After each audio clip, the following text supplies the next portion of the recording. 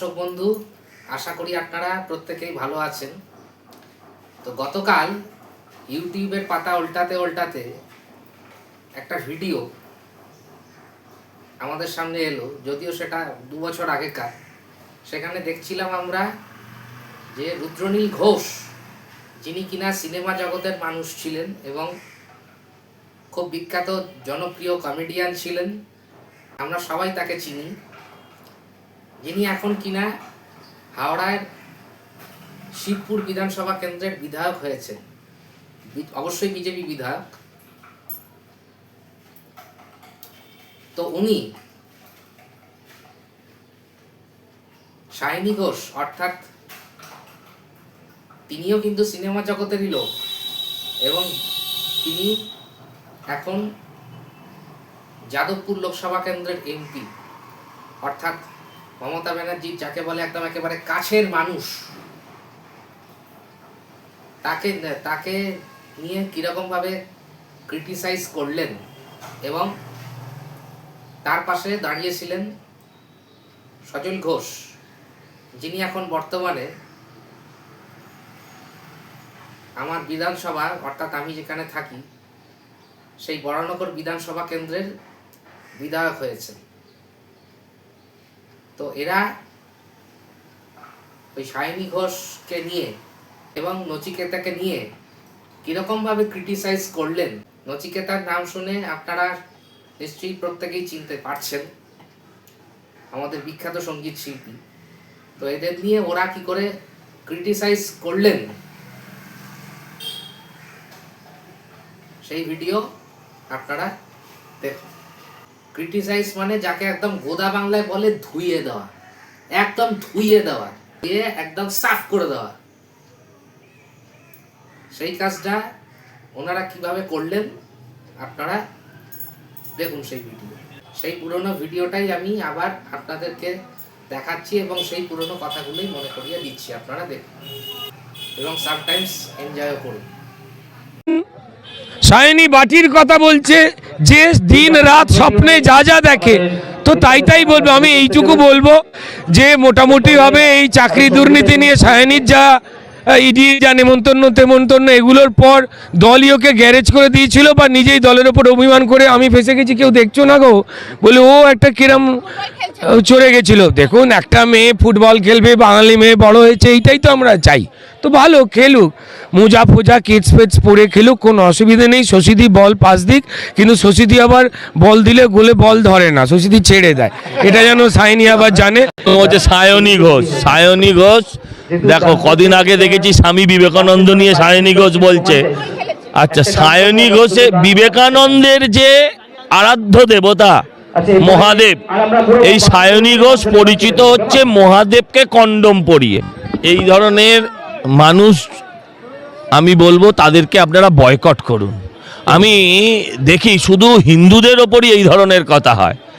নচিকেতার যদি ক্ষমতা থাকে, উনি যদি কোচি নেতা না হয় নচিকেতা হন, আমি শ্রদ্ধা করি ওনার গানকে, কিন্তু ওনার যে মন্তব্য, যে টিপ্পনী, সেগুলো কোনো একটা সম্প্রদায়ের বুকে ভীষণ লাগে। যাদের পয়সায় উনি পুষ্ট, ওনার যদি ক্ষমতা থাকে, উনি যদি সত্যিকারের বাপের বেটা হন বলে আরেকটা অন্য সম্প্রদায়ের প্রতি একটা এরকম তির্যক মন্তব্য করে পরের দিন মঞ্চে উঠে দেখান তো। আমরাই সেই জাত যারা দুধকলা দিয়ে সাপকেও পুজো করি, তাই এখনো নচিকেতার গান আমি এখনো গাই। কিন্তু যে নচিকেতা একরাজ ঘৃণা ভরে চিৎকার করে বলে চোর চোর চোর বলেছিল, সেই নচিকেতারই এখন আপনরা হচ্ছে, যারা আপন তারাই হচ্ছেন পশ্চিমবঙ্গের চোর চোর চোর। তাই উনি চোরেদের সুবিধে করে দেওয়ার জন্য, হিন্দু ধর্মকে ছোট করবার জন্য যে কথা বলছেন, এই চক্রবর্তী ব্রাহ্মণের ছেলে, আমি চাই যে কোনো উপরওয়ালা, তিনি জয় শ্রীরাম হতে পারেন, তিনি যে কোনো ভগবান হতে পারেন, তিনি আল্লাহ হতে পারেন, তিনি যীশু খ্রিস্ট হতে পারেন।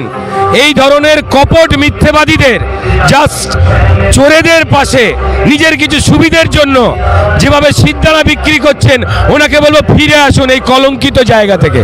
ঘোষ এবং রুদ্রনীল ঘোষ দুজনকে একসাথে পেয়েছি একই ফ্রেমে।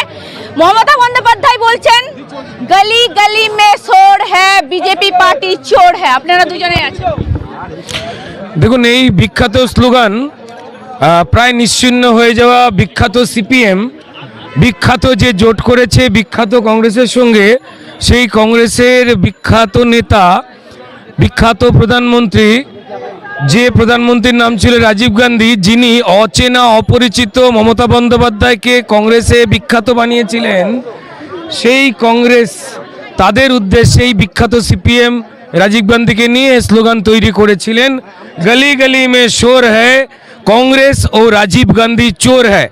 অর্থাৎ এই সোনিয়া গান্ধীর স্বামী শ্রদ্ধেয় রাজীব গান্ধী এবং রাহুল গান্ধী, প্রিয়াঙ্কা গান্ধীর বাবা, সেই রাজীব গান্ধীকে চোর তকমা, এই ইন্ডিজোটের পিণ্ডি সিপিএম এই তকমা দিয়েছিল। এবং মমতা বন্দ্যোপাধ্যায় দেখুন, তিনি একজন মানে দরিদ্র দুস্থ মানুষ, মাননীয় মুখ্যমন্ত্রী হতে পারেন, কিন্তু একজন টালির চালে থাকা মানুষ, যাকে বিভিন্ন জিনিস সংগ্রহ করতে হয়। যে কোনো গরিব মানুষকেই খুব কষ্ট করে জোগাড় করে যেমন খেয়ে পরে বাঁচতে হয়, তিনি তেমনই কংগ্রেস থেকেও যা যা চুরি টুরি করে নিয়ে এসছেন, যে ধরনের স্লোগান বা যেগুলো সিপিএম দিয়েছে, কুড়িয়ে বাড়িয়ে বিভিন্ন রকম গোজামিল দেওয়ার চেষ্টা করছেন। খুব মানসিক কষ্টে রয়েছেন, চিন্তা দৈন্যতায় রয়েছেন, পারিবারিক আগুন লেগেছে, অশান্তি হচ্ছে, কুনা চিন্তায় রয়েছে, উঠোনে যেতে গিয়ে দালানে চলে যাচ্ছে। তিনি ভালো থাকুন। আরে বাবা, এটা চোরেরা নিজেরা এখন আয়নায় দেখে স্লোগান দিক। হ্যাঁ, এগুলো যা বলার রুদ্রদা বলে দিয়েছে, এ ব্যাপারে আমি আর কি বলবো। ওনার মাথা ঠিক আছে। হ্যাঁ, সারা রাজ্য সারা দেশ আজকে মুখ্যমন্ত্রীকে চেনে হচ্ছে চোর মুখ্যমন্ত্রী হিসেবে, একটা চোর হিসেবে। আর বাংলার কে অন্য রাজ্যের লোকেরা বাঙালিকেও আজকাল চোর ভাবছে এই মহিলার জন্য, এই পরিবারটার জন্য। খুবই গরিব, ঠিকই বলছিল রুদ্রদা, খুবই দুস্থ, শুধু পাড়ার মধ্যে 35খানা জমি। হ্যাঁ, ঠিক ঠিক ঠিক ঠিক, আমরা লেজা মুড়ো খেয়ে বলছি, আর উনি যেটা খেয়েছেন সেটা শিব ঠাকুর খেত, সেটা বলবো না উনি কি খেয়েছেন। হ্যাঁ, এটা কি মানে হয়? এখন কার লেজা কার মুড়ো উনি কি বলছেন তো বলতে বলা যাবে না। দেখুন, আবার বলছি, দলে ভাঙন, গন্ডগোল, খুনোখুনি শুরু হয়ে গেছে। অনুব্রত মণ্ডল তিহারে বেড়াতে গেছে সপরিবারে, তার ভাইকে তৃণমূল ফেলে পেটাচ্ছে, পুলিশ দাঁড়িয়ে দেখছে। দেখতে পাচ্ছেন পরিষ্কার, পিসি, ভাইপো, ভাইজি, জেঠু, কাকু, নিজেদের মধ্যে তুমুল অশান্তি চলছে। সাংসারিক অশান্তিতে জীর্ণ একটা দল, সেই বাড়ির কি পরিবারের হেডদের মাথা ঠিক থাকে? আপনার এত বড় পরিবার নেই, 35টা প্লট নেই, যার যত বড় প্লট 5 না 7,000 টাকা পাতার সম্পত্তির লিস্ট। এরম হলে আপনিও বুঝতেন।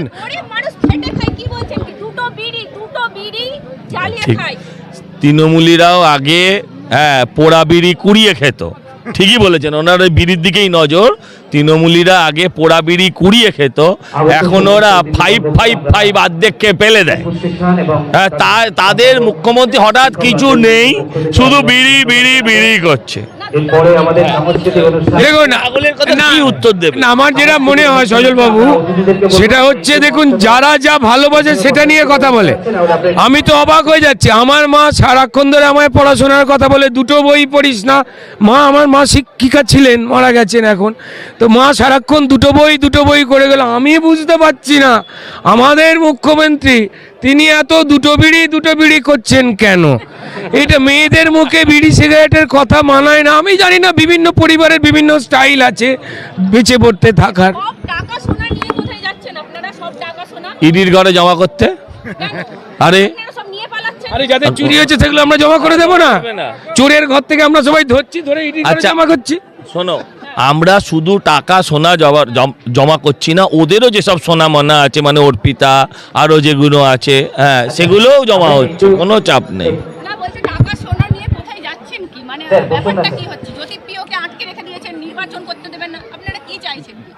দেখুন, জ্যোতিপ্রিয়কে তো আমরা আটকাইনি, ভারতবর্ষের আইন আটকেছে, ভারতবর্ষের সংবিধান আটকেছে, তার যেভাবে চলবে আর কি। গরিবের যে এত চাল খেয়ে নিয়েছে, ইডি সিবিআই বুঝতে পেরেছে, কোর্ট বুঝতে পেরেছে যে এই জ্যোতিপ্রিয়কে যদি এরপর ছেড়ে রেখে দেওয়া যায়, তাহলে মমতা বন্দ্যোপাধ্যায়ের বাড়ির চাল খেয়ে নেবে, ওর ভাইপোর চাল খেয়ে নেবে।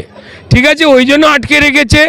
আর দেখুন সেটা হচ্ছে যে অনুব্রত বাবুকেও আটকে রেখে দিয়েছে, যে মমতা বন্দ্যোপাধ্যায় বা ওদের পরিবারের বাড়িতে যে কয়লা দিয়ে রান্না হয় এবং গরুর দুধের চা হয়, বাচ্চাগুলো যে দুধ খেয়ে একটু পুষ্টি করে, সেই গরুও নাকি ওরা চুরি করে নেবে, ওই জন্য আটকে রেখে দিয়েছে ইডি সিবিআই বলছে লোকে। যাই হোক, আজকে বর্ষার বৃষ্টি বাদলের দিনে এই ভিডিওটা আমি নিজে দেখলাম এবং আপনাদেরকেও দেখালাম। এখন তো বাজারে ওই একঘেয়ে খবর হয়ে চলছে, বারুইপুরে ধর্ষণ কাণ্ড ঘটে গিয়েছে। এমনকি শুনলাম যে গতকালকে রাত্রিবেলা তো পুলিশ যে মূল অভিযুক্ত তাকে এনকাউন্টার করে মেরে ফেলেছে, যার নাম হচ্ছে প্রভাস মণ্ডল। তিনি অবশ্য যেটা করেছিলেন, এই ঘটনার যখন পুনর্নির্মাণ করা হচ্ছিল তখন পুলিশের কাছ থেকে সার্ভিস রিভলভার ছিনতাই করে পুলিশের উদ্দেশ্যেই এক রাউন্ড গুলি চালিয়েছিলেন। এবার তখন পুলিশ আর কি করবে, নিজেদেরকে আত্মরক্ষা করার জন্য বাধ্য হয়ে এনকাউন্টার করে দিয়েছে। এছাড়াও কালকে আরো একটা ঘটনা আমরা দেখলাম, মানে খুবই নক্কারজনক এবং লজ্জাজনক বিষয়। সেটা হলো যে শিলিগুড়িতে একটি স্কুলে একটি ছেলে, সে ক্লাস 11-এ পড়ে, দেখলাম ক্লাসরুমের মধ্যে সে শুভেন্দু অধিকারীর ছবি মাটিতে ফেলে প্রথম কথা তার উপরে মূত্রত্যাগ করে, খারাপ ভাষাটা আর বললাম না। তারপরে সেই ছবিটাকে এমনকি পা দিয়ে মারানো হয় পর্যন্ত, মানে ওই ছেলেটি সেই ছবিটাকে পা দিয়ে মারিয়েছে। এবং এই জিনিসটা দেখে তার স্কুলের যে সহপাঠী ছিল, সে যখনই বারণ করতে যায় তখন দেখলাম আশ্চর্যজনক ব্যাপার যে শুভেন্দু অধিকারীকে রীতিমতন মা মাসি তুলে অশ্রাব্য ভাষায় গালিগালাজ করে। মানে সেই ভাষাগুলো মানে আমি মুখে আনতে পারছি না লজ্জায়, আপনাদের সামনে মুখে আনবার মতন না এরকম গালাগালি। তারপর দেখা যায় যে বিজেপির কর্মী সমর্থকরা তাকে ধরে। অবশ্যই তার আগে ভিডিওটা সোশ্যাল মিডিয়াতে ভাইরাল হয়েছিল এবং আমরা জানতে পারলাম যে এর ব্যবস্থা যেটা নেওয়া হয়েছে সেটা হচ্ছে ছেলেটিকে গ্রেপ্তার করা হয়েছে এবং তাকে জুভেনাইল কোর্টে প্রডিউস করা হয়েছে। এবং বিজেপির যারা কর্মী সমর্থক ছিল ওখানকার, তারা তো ওই ছেলেটিকে ধরেছিল, মানে অনেক কিছুই তারা বলেছেন। তারা এই কথা বলেছেন যে আমরা স্কুল কর্তৃপক্ষের সঙ্গে কথা বলবো যাতে তোকে রাস্টিকেট করা হয়। এবং তারা দেখলাম এটাও বলেছে তোর কি মাথার ব্যামো আছে।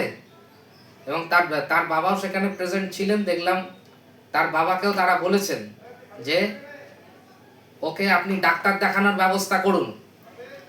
আর ছেলেটিকে বলেছে, আর তোকেও বলে রাখছি, তোর বাবা তোকে যতদিন না ডাক্তার দেখাচ্ছে বা ডাক্তার দেখানোর ব্যবস্থা করছে ততদিন তুই বাড়ির বাইরে যাবি না এবং তোকে স্কুলেও যেতে হবে না। এইরকম ধরনের কথাবার্তা বলা হয়। ঠিক আছে, এ থেকে এখনকার জেনারেশনের যারা ছেলে মেয়ে আছে, বিশেষত 11-12-এ পড়ে যে সমস্ত ছেলেরা মেয়েরা পড়ে, উঠতি ছেলে মেয়ে যারা আজকে নষ্ট হয়ে যাচ্ছে, তারা কিন্তু সমঝে চলবে যে এই করলে কিন্তু এই হতে পারে।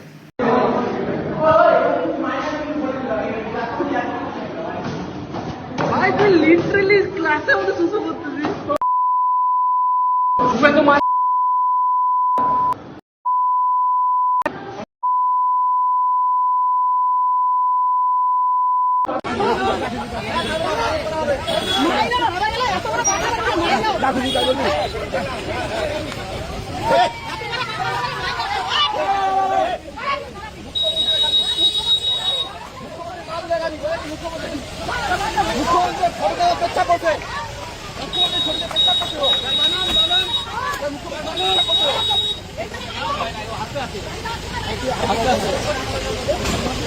আর বারুইপুরের ধর্ষণ কাণ্ডেও আমার নতুন আর বিশেষ করে কিছু বলার নেই। নতুন করে সবচাইতে বড় কথা হলো যে তার নিজের পরিবারে, মানে ওই প্রভাস মণ্ডলের মা এবং বউ দেখলাম সরকারকে সমর্থন করছে।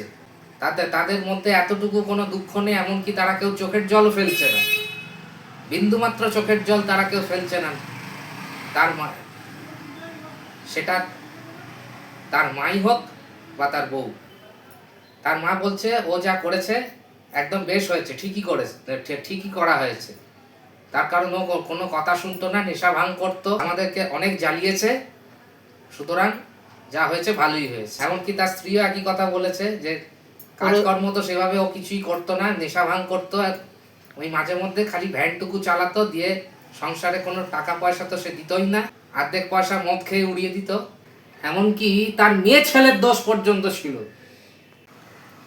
সেই জন্যই তো এত কাণ্ড। যাই হোক, এই হচ্ছে ব্যাপার। ভালো লাগলে ভিডিওটি লাইক করবেন এবং বন্ধু বান্ধবদের মধ্যে প্রচুর পরিমাণে শেয়ার করবেন, এবং আমার চ্যানেলটিকে অতি অবশ্যই সাবস্ক্রাইব করবেন এবং পাশে থাকা বেল নোটিফিকেশনটিকে অল সিলেক্ট করে রাখবেন সবার প্রথম নোটিফিকেশন পাওয়ার জন্য। আপনারা সকলে ভালো থাকবেন, সুস্থ থাকবেন। নমস্কার।